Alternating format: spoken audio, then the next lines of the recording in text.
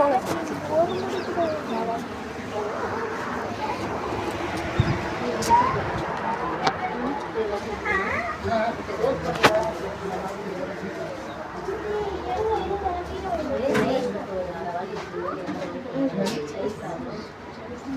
இப்போ நம்ம வந்து பார்த்தீங்கன்னா புதிய பூமி எப்படி சொல்லிட்டு ஒரு இடத்துக்கு வந்திருக்கோம். புனித பூமி, புதிய பூமி.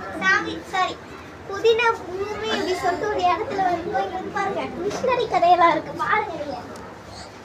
நீங்க பார்த்தீங்கன்னா ஒரு ஆதாமேவர் கதை சொல்றாங்க கேளுங்க. போங்க போங்க.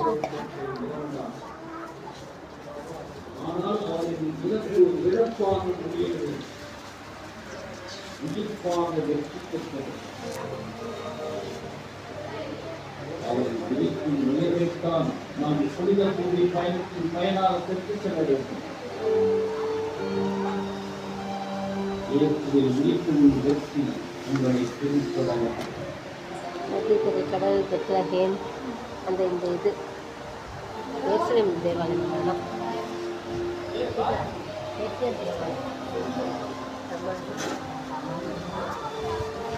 அந்தந்த இடம் அது எருசலேம் சமாரியா ஸ்திரீ.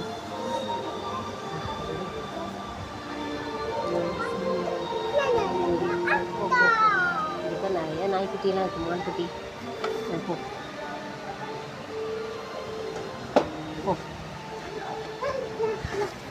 கலிலே கடல்.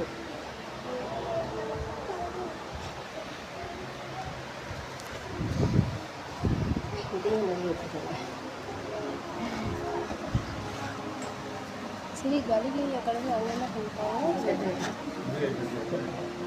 கச்சங்க இல்லைங்க. அன்பர்களே, இந்த புனித பூமி உங்களை அன்புடன்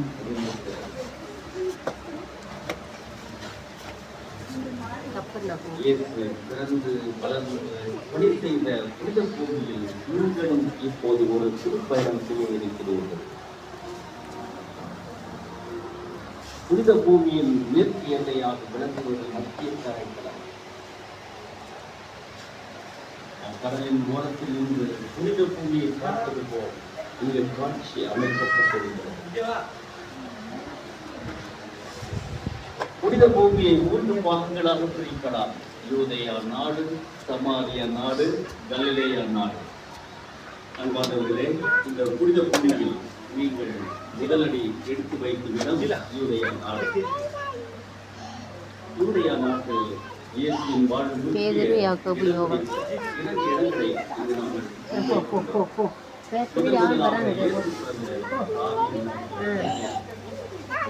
போட்டு போட்டு பாரு, சாந்தத்தை போகிற போட்டு பாரு.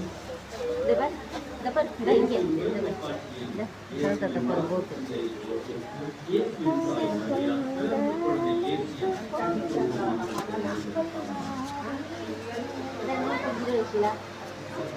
அது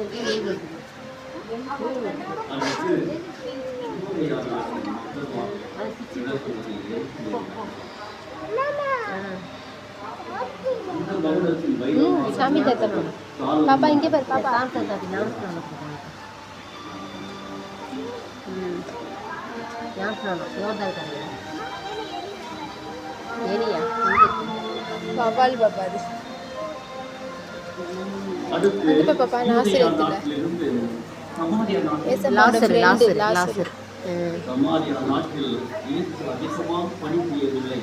ஆனால் இயேசு தன் போதனைகளில் சமாரியாவை அங்க போயிடுச்சு மாட்டாங்க. இது சமாரியாவில் யாக்கோபின் கிணற்றாரிகள் இயேசு சமாரிய பெண் ஒருவரை சந்திக்கும் நிகழ்ச்சி அனைவரின் மனதை கவரும் நிகழ்ச்சியாகும்.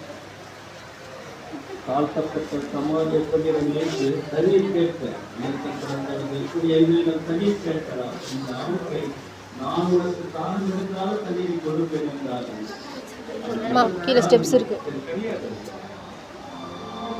அடுத்து சமாரியா நாட்டிலிருந்து ஏன் மேல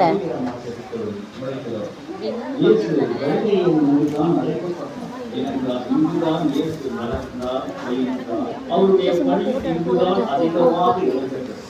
கலிலேயாவில் இங்குதான் இயேசு வளர்ந்தார். அவரது கலப்புக்கொலையின் தொழிலாளர் கற்றுக்கொலையின் தானும் சேர்த்திருக்கிறார். அவரின் கற்றுக்கொலைத்தான் நாம் இப்போது பார்த்துக் கொண்டிருக்கிறோம்.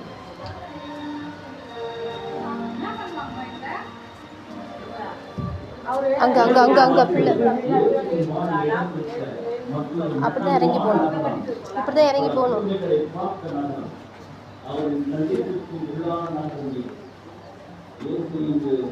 அதான் ஏசப்பாடு கழுத்து.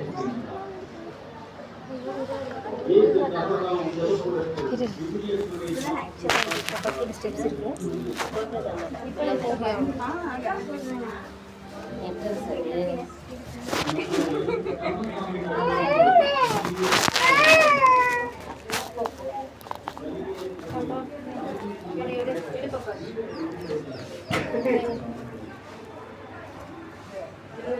எடுத்துட்டோமா?